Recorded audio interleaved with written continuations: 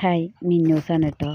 അപ്പോഴേ ഞാൻ എൻ്റെ വീട്ടിൽ കുറച്ച് ചൈനീസ് ചെടികളുണ്ട്. അതിൻ്റെ പലതരം പൂക്കളുണ്ട് കേട്ടോ. അപ്പോൾ കുറച്ച് പൂക്കളാണ് വിരിഞ്ഞിട്ടുള്ളൂ.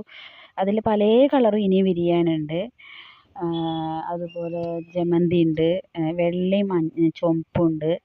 അതുപോലെ കൃഷ്ണഗിരിയുടെ ഉണ്ട്, തെച്ചിയുണ്ട്. അതിൻ്റെയൊക്കെ പല കളറുണ്ട്. പക്ഷേ കുറച്ചുള്ളൂ വിരിഞ്ഞിട്ട്. പിന്നെ കുറച്ച് വിരിയാൻ ആയിട്ട് നിൽക്കുന്നുണ്ട്. അപ്പോൾ അതെല്ലാം വിരിഞ്ഞിട്ട് അപ്പോൾ കാണിച്ചു തരാം.